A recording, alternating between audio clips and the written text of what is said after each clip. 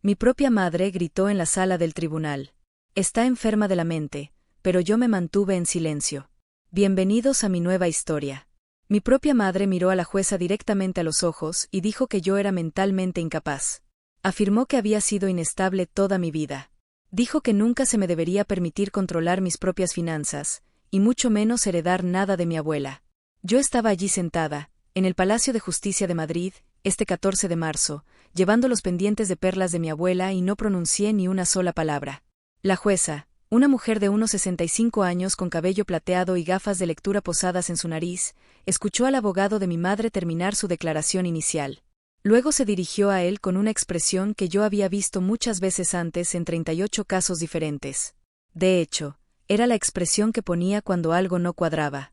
Miró a Ignacio Latorre, el joven abogado de mi madre con su traje que le quedaba grande, y le hizo una pregunta sencilla. ¿De verdad no tiene idea de quién es esta mujer? La mujer a la que llama mentalmente incapaz.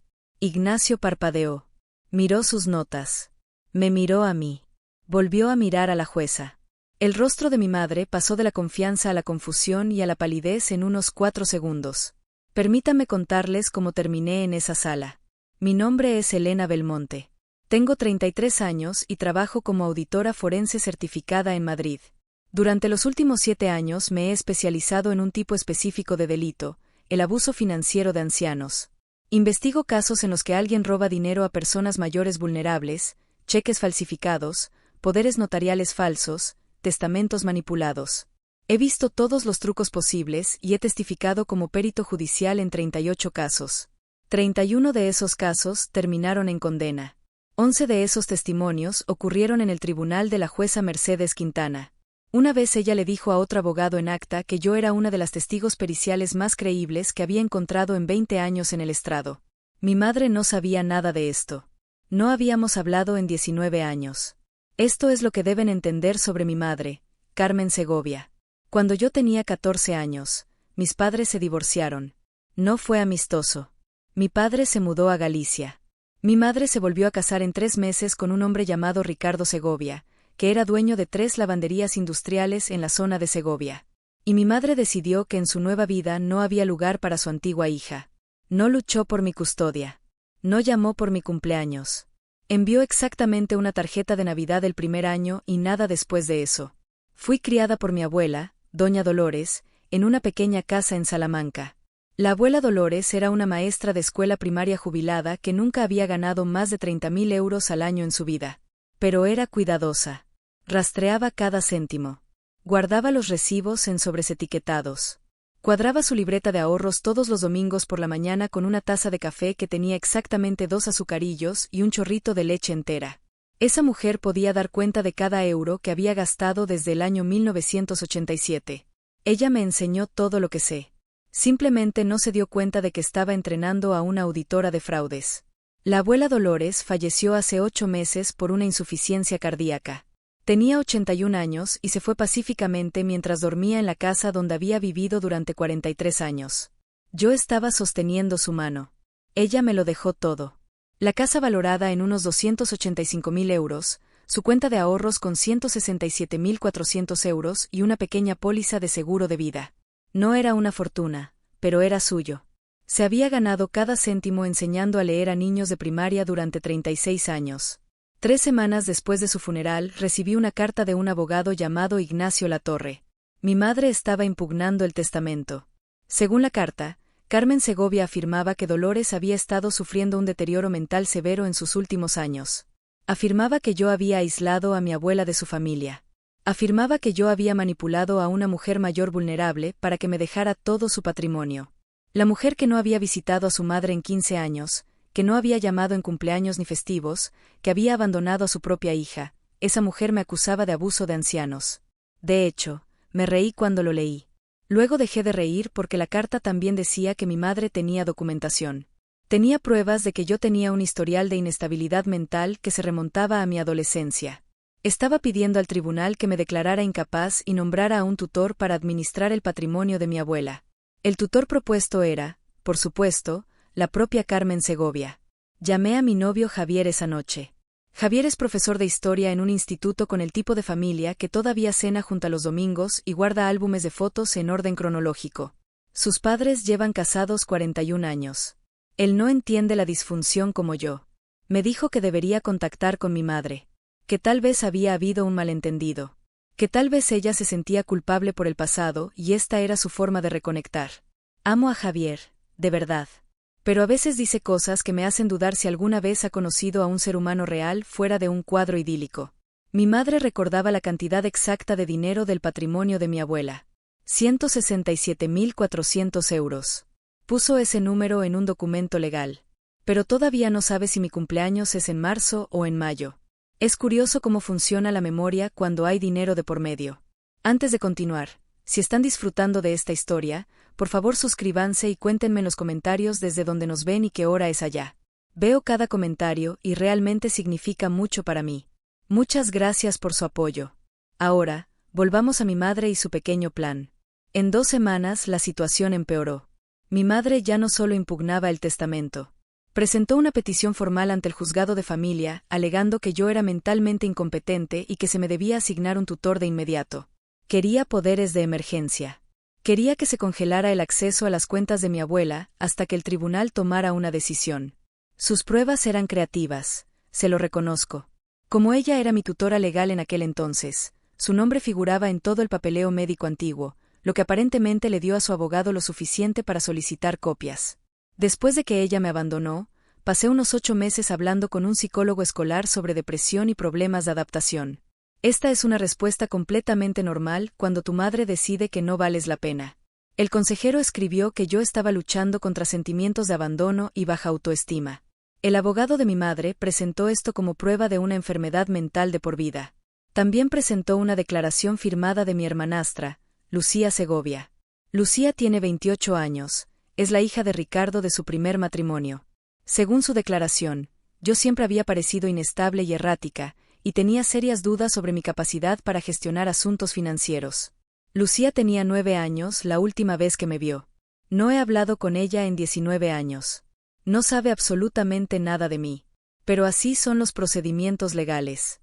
Una vez que alguien presenta una petición como esta, no importa que sea ridícula.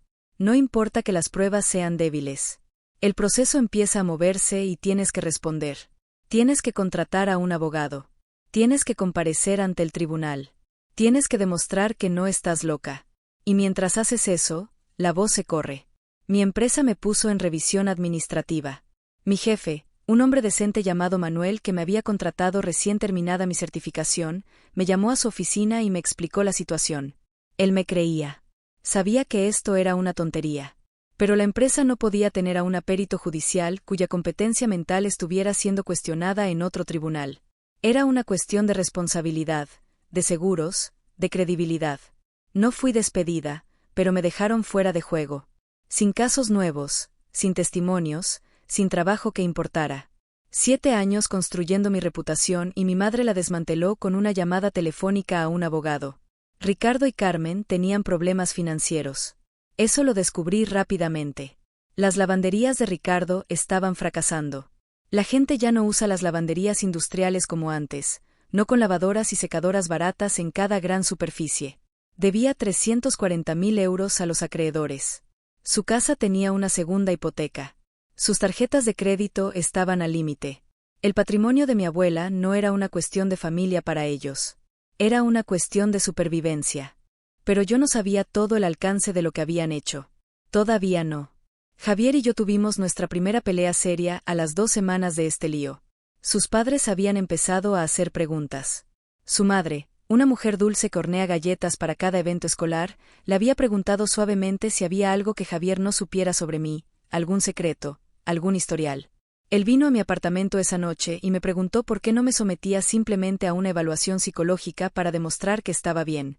Le dije que ese no era el punto. El punto era que yo no debería tener que demostrar mi cordura solo porque mi madre ausente quería dinero. Dijo algo sobre Quot, cuando el río suena, agua lleva Quot, sobre cómo se veía mal que yo me negara a cooperar. Le pedí que se fuera. Se fue. Me senté sola en mi apartamento esa noche mirando la foto de mi abuela que guardo en mi estantería. Fue tomada en mi graduación universitaria. Ella tenía 73 años y radiaba felicidad como si yo acabara de ganar el premio Nobel. Todo lo que yo había hecho era obtener un título en contabilidad, pero para ella lo era todo. Solía decir que los rastros de papel no mienten. Decía que la gente puede inventar historias y retorcer la verdad, pero los números son honestos. Los números te dicen exactamente lo que pasó si sabes cómo leerlos. Decidí leer algunos números. Yo todavía figuraba como titular conjunta en la cuenta bancaria de mi abuela. Ella me había añadido 2 años antes de su muerte, mientras todavía estaba completamente lúcida. Dijo que era por conveniencia para que yo pudiera ayudarla a pagar las facturas si alguna vez se cansaba demasiado. Pero creo que ella sabía que algo podría pasar. Creo que se estaba protegiendo a sí misma o protegiéndome a mí. Saqué los extractos bancarios de los últimos 2 años de su vida. Creé una hoja de cálculo. Rastreé cada depósito y cada retiro. Y fue entonces cuando encontré la primera grieta en la historia de mi madre. En los últimos 11 meses de vida de mi abuela hubo 7 retiros de efectivo que no coincidían con ninguno de sus gastos habituales.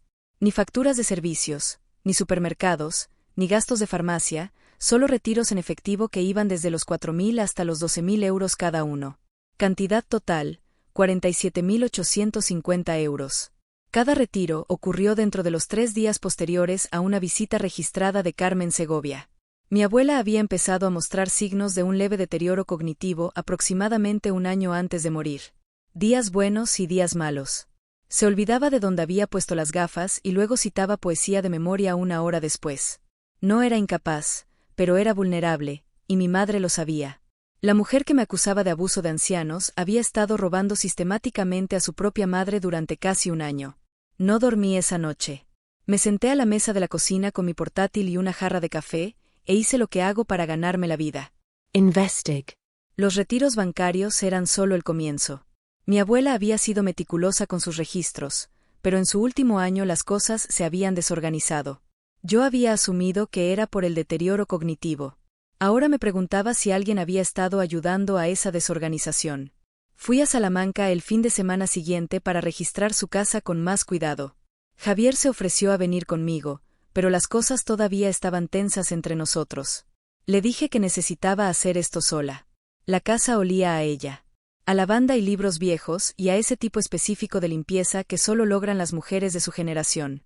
Pasé 3 horas revisando su archivador, sus cajones, sus armarios. Encontré lo que buscaba en un lugar que debería haber revisado de inmediato. Su caja de seguridad en el banco. Ella me había añadido a la caja hacía 5 años. Solo había estado allí una vez para ayudarla a guardar algunas joyas después de un susto por un robo en el vecindario. Lo había olvidado por completo.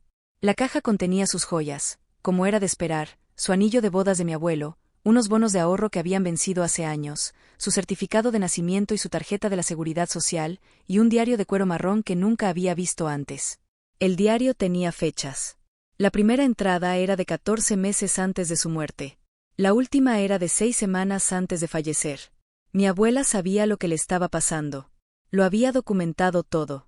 La primera entrada casi me rompe el corazón. Decía que Carmen la había llamado por primera vez en años, sonando dulce y arrepentida. Dijo que quería reconectar.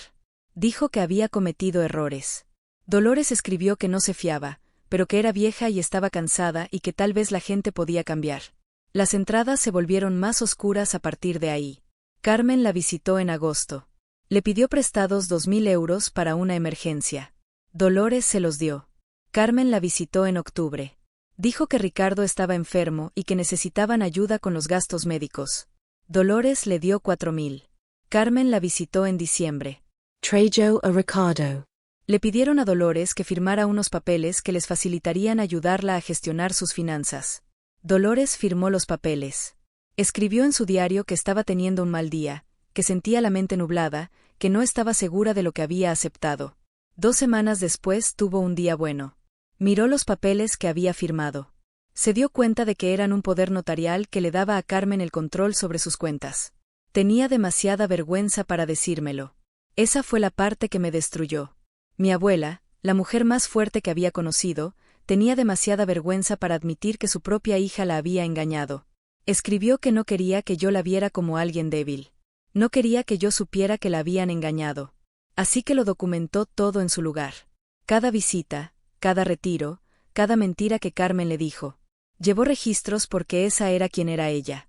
Los rastros de papel no mienten. La última entrada estaba dirigida a mí. Decía que lo sentía. Decía que había intentado decírmelo varias veces, pero no encontraba las palabras. Dijo que sabía que Carmen vendría a por el dinero después de que ella se fuera y quería que yo tuviera pruebas.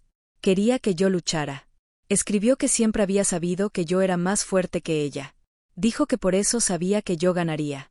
Me senté en el suelo de esa cámara acorazada del banco y lloré durante 20 minutos. El gerente del banco fingió no darse cuenta, pero cuando terminé de llorar me puse a trabajar.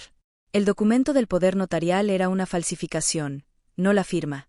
Mi abuela lo había firmado realmente, confundida y manipulada, pero la notarización era falsa. El sello del notario pertenecía a un hombre llamado Ramón Jiménez que se había jubilado en el año 2019. El documento tenía fecha de 2024. Alguien había usado un sello viejo en un documento nuevo. Fue descuidado. Era obvio. Y era un delito grave. Empecé a investigar los antecedentes de Ricardo Segovia. Lo que encontré hizo que se me revolviera el estómago. La primera esposa de Ricardo había muerto en 2012. Su madre había muerto en 2017. En ambos casos hubo dudas sobre la gestión de sus patrimonios. En ambos casos el dinero había desaparecido. Nunca se presentaron cargos, pero los patrones estaban ahí. Carmen no se había casado con un hombre desesperado. Se había casado con un profesional, y yo no era su primera víctima. Solo era la que sabía cómo defenderse. Llamé a mi abogada, Carolina Sanz, a la mañana siguiente. Carolina tenía 52 años. Era una exfiscal que se había pasado al derecho civil después de quemarse con los casos penales. Era aguda y directa y no perdía el tiempo con simpatías. Le conté todo: el diario, los registros bancarios, la notarización falsificada, el patrón con los familiares anteriores de Ricardo. Se quedó callada un largo momento. Luego dijo que esto ya no era solo un asunto civil. Esto era fraude bancario, falsedad documental y explotación financiera de ancianos. Si el patrón se mantenía, posiblemente más. Me preguntó qué quería hacer. Le dije que quería destruirlos, pero quería hacerlo bien. Quería que entraran en esa sala pensando que ya habían ganado. Quería que se comprometieran con sus mentiras bajo juramento. Quería que la jueza viera exactamente quiénes eran antes de mostrarle quién era yo. Carolina sonrió. Dijo que esperaba que dijera eso. La fecha del juicio se fijó para el 14 de marzo. Eso me dio 6 semanas para prepararme. Abordé este caso como abordo cada caso. Construí un expediente. Creé líneas de tiempo. Cruz documentos. Verifiqué cada hecho 3 veces porque eso es lo que haces cuando tu carrera depende de tener razón. Carolina presentó mi respuesta a la petición de mi madre. Fue deliberadamente sosa. Negué las acusaciones. Declaré que era mentalmente competente. Solicité una audiencia. Eso fue todo. Sin pruebas adjuntas. Sin contrademandas, nada que les pusiera sobre aviso. Ignacio Latorre llamó a Carolina el día después de que presentáramos la respuesta. Ella dijo que sonaba confundido. ¿Y quot? ¿Esa es toda su defensa? ¿Eso es todo lo que tiene? ¿Y quot? Carolina le dijo que yo esperaba con ansias mi día en el tribunal. Dijo que yo confiaba en que la jueza vería la verdad. Ignacio probablemente pensó que yo estaba fanfarroneando o que era estúpida, o ambas cosas. 2 semanas antes de la audiencia Ignacio programó mi declaración. Este es el procedimiento estándar. El abogado contrario puede hacerte preguntas bajo juramento antes del juicio real. Se supone que les ayuda a preparar su caso y evitar sorpresas. No le di nada. Me preguntó por mi educación. Dije que tenía una licenciatura en contabilidad. Me preguntó por mi trabajo. Dije que era contable. Me preguntó por mi historial de salud mental. Dije que había visto a un psicólogo brevemente de adolescente después del divorcio de mis padres. Respondí a cada pregunta en los términos más cortos posibles. No ofrecí información voluntaria. No expliqué nada. No me defendí.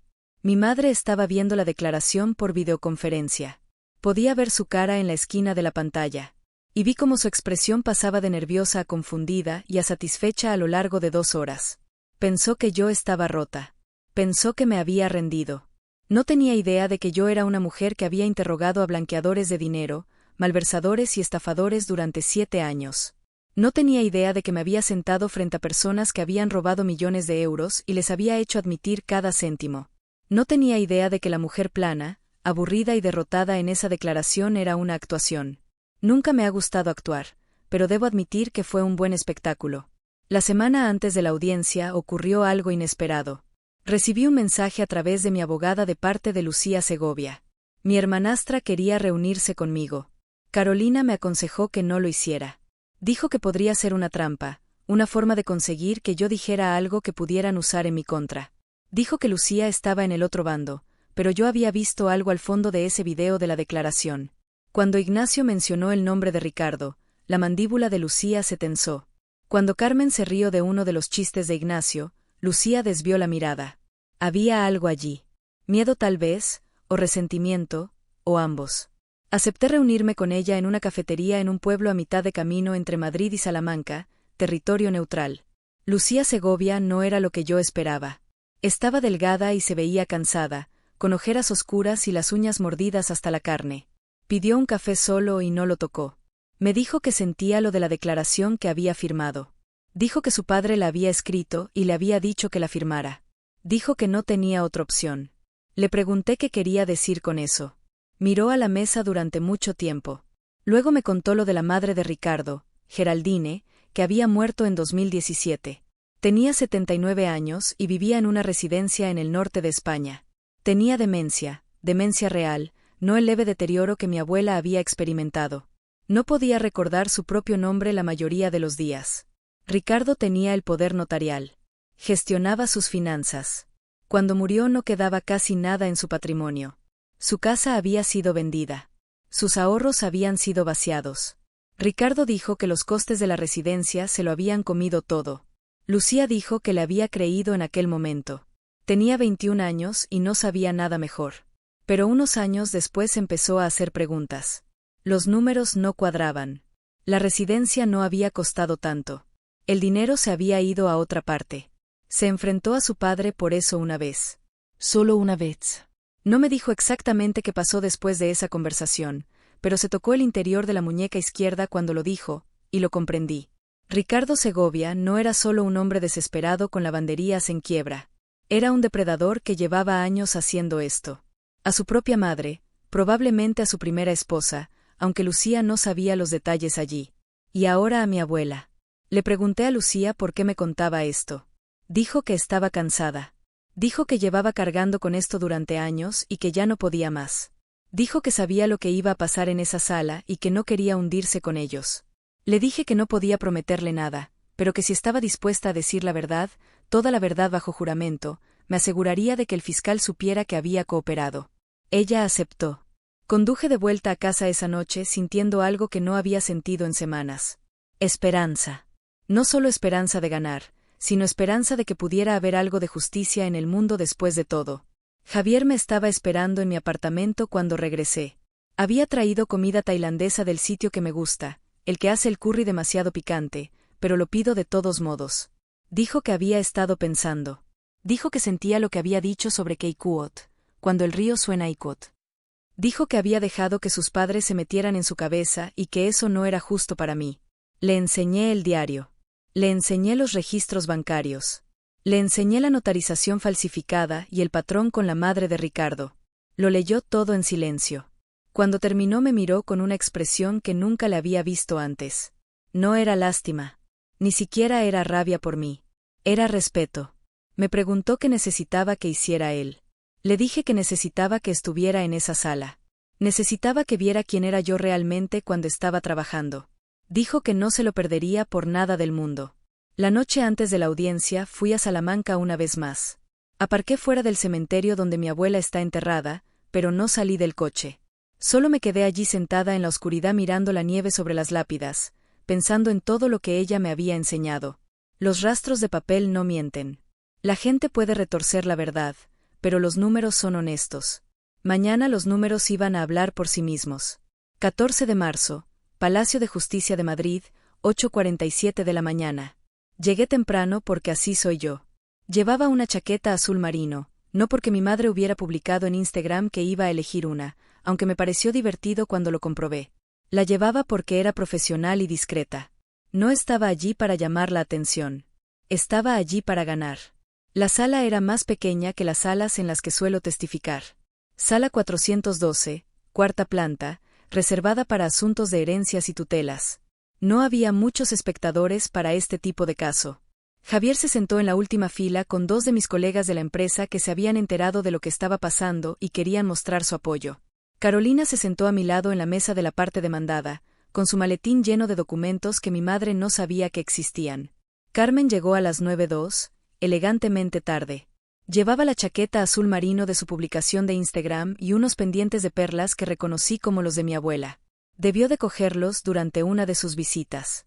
De alguna manera ese detalle me enfureció más que todo lo demás junto. Ricardo caminaba detrás de ella, con el rostro configurado en una expresión de preocupación ensayada. Estaba interpretando al marido solidario, el hombre que solo quería lo mejor para todos. Asintió solemnemente hacia el estrado de la jueza mientras tomaba su asiento. Lucía entró la última.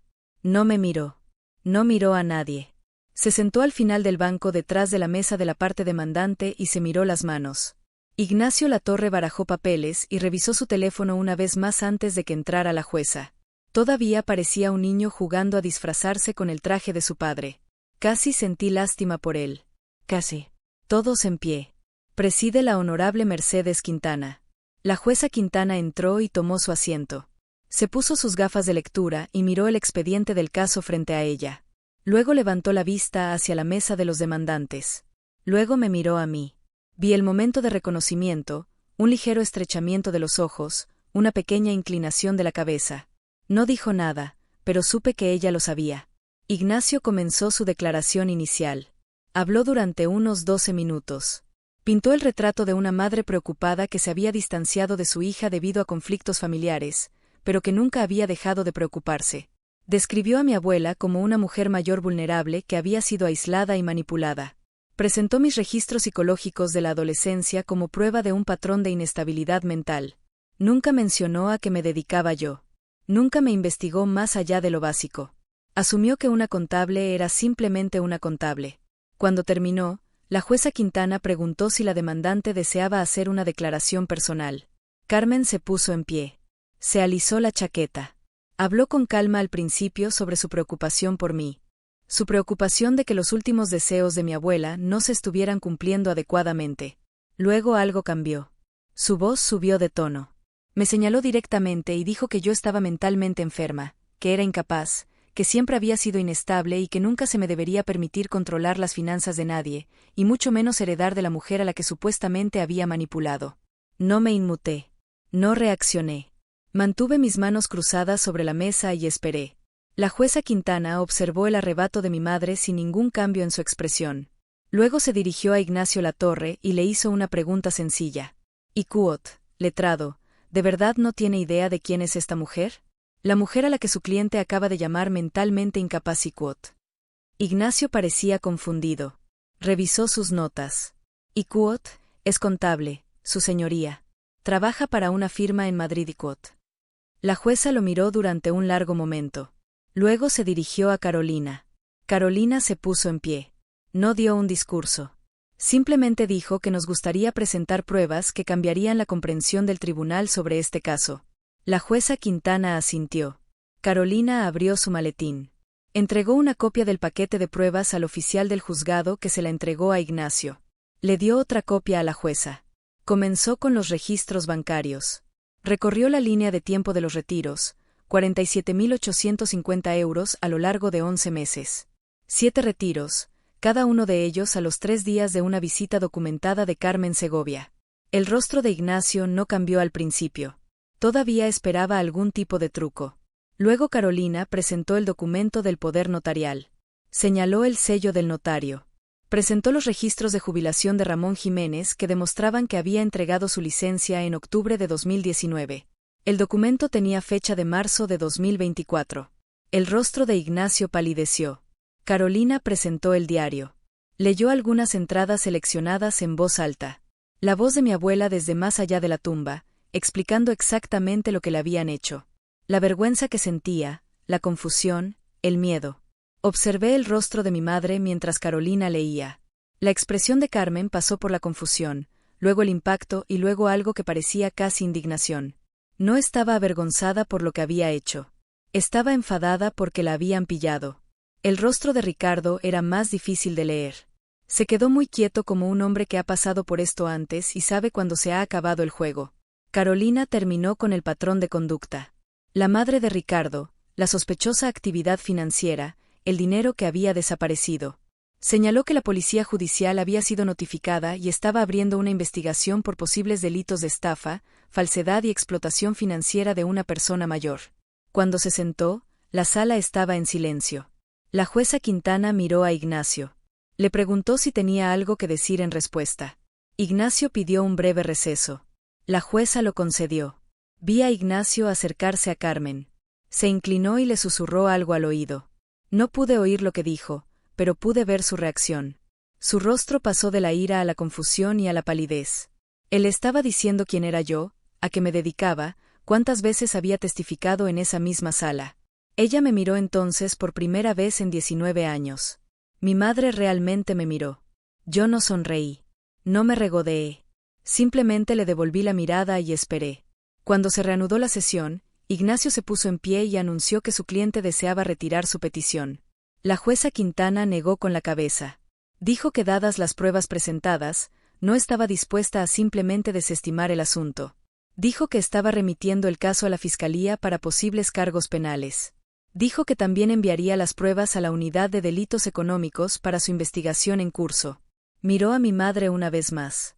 Luego me miró a mí y dijo que la petición era denegada con costas y perjuicios. Se acabó en menos de 2 horas. Sin confrontaciones dramáticas, sin gritos, solo pruebas presentadas claramente y una sentencia dictada con calma. Así es como funciona la justicia en realidad, no con explosiones, sino con rastros de papel. Antes de terminar esta historia, quiero decir algo desde el corazón. Si se han quedado conmigo hasta aquí, gracias de verdad. Si disfrutaron de esta historia, por favor denle al botón de suscripción y dejen un me gusta Significa mucho para mí y me ayuda a seguir compartiendo estas historias con ustedes. Ahora, déjenme decirles qué pasó después de ese día en el tribunal. La policía judicial se movió más rápido de lo que esperaba. La inspectora Morales, una mujer de unos 40 años con un apretón de manos como una prensa, me llamó 3 días después de la audiencia. Había revisado el paquete de pruebas. Había sacado el historial financiero de Ricardo de los últimos 15 años. Había encontrado patrones que yo ni siquiera había descubierto todavía. Ricardo y Carmen Segovia fueron arrestados el 2 de abril. Cargos penales graves, estafa, falsedad documental y explotación financiera de un adulto vulnerable. La acusación tenía 18 páginas. Se reabrió la investigación sobre el patrimonio de la madre de Ricardo. Los contables forenses encontraron más de 200.000 euros en transferencias inexplicables en los 3 años anteriores a su muerte. Geraldine había sido dueña de su casa, tenía una pensión saludable y había ahorrado cuidadosamente toda su vida. Para cuando murió no quedaba nada. Ricardo le había hecho esto a su propia madre y luego le había enseñado a su esposa cómo hacérselo a la mía. Lucía testificó para la fiscalía. Les contó todo lo que sabía sobre las finanzas de su padre, sus métodos, su temperamento.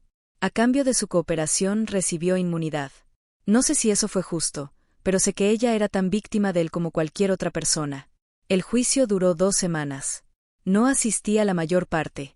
Ya había dado mi testimonio y tenía mis propios casos en los que trabajar, pero estuve allí para el veredicto. Carmen Segovia fue declarada culpable de 4 cargos. Fue condenada a 5 años de prisión. Cumplirá al menos 4 antes de ser elegible para el 3er grado. Se le ordenó pagar la restitución total de los 47.850 euros más intereses más multas. Ricardo Segovia fue declarado culpable de 7 cargos. Recibió 6 años y medio de prisión. Sus lavanderías fueron embargadas y liquidadas. El dinero fue a sus acreedores y a la restitución para sus víctimas. Su casa fue vendida en subasta. Sus membresías en clubes ya habían sido revocadas por impagos meses antes del juicio. Cada pieza de la vida que habían construido sobre dinero robado fue desmantelada y dispersada. Recibí una carta de mi madre unos 2 meses después de su sentencia. No la abrí. Se la di a Carolina, quien la leyó y me dijo que eran 6 páginas de excusas y autocompasión sin una sola disculpa genuina. Me preguntó si quería responder. Dije que no. Algunos rastros de papel no vale la pena seguirlos. El patrimonio de mi abuela finalmente se liquidó en julio. Me quedé con la casa de Salamanca. No pude obligam a venderla. Javier y yo vamos allí algunos fines de semana, cuando necesitamos tranquilidad. Tomamos café en el porche donde ella solía sentarse con su libreta de ahorros los domingos por la mañana. También guardé su diario, ya no como prueba. Esa parte ha terminado. Lo guardé porque es lo último que escribió, es su voz preservada en papel, recordándome que incluso cuando estaba asustada, avergonzada y confundida, nunca dejó de luchar por mí. Javier me propuso matrimonio en octubre. Lo hizo en el mesón de la Plaza Mayor donde tuvimos nuestra primera cita hace 5 años. La comida es clásica, pero el vino es bueno y los recuerdos son mejores. Dije que sí. A mi abuela le habría gustado él, creo. Siempre me decía que necesitaba a alguien estable, alguien que no saliera corriendo cuando las cosas se pusieran difíciles. Mi empresa me reincorporó la semana después de la audiencia judicial. Mi jefe se disculpó personalmente por haber dudado de mí. Mi primer caso al regresar fue el de una mujer de 84 años en Toledo cuyo sobrino le había robado 89.000 euros de su cuenta de jubilación. Recuperamos cada céntimo y él fue condenado a 4 años. Algunas personas piensan que la venganza trata de la ira, de herir a las personas que te hirieron. Pero eso no es lo que es. No realmente. La venganza trata del equilibrio. Trata de asegurarse de que las personas que creen que pueden tomar lo que quieran de quien quieran aprendan que el mundo no funciona de esa manera. Trata de demostrar que la paciencia, la integridad y la documentación cuidadosa siempre vencerán a la crueldad y la codicia. Mi madre pensó que yo era débil porque era callada. Pensó que yo estaba rota porque no me defendí de inmediato. Pensó que podía quitarme todo porque se había salido con la suya quitando cosas antes. Se olvidó de que fui criada por una mujer que guardaba los recibos.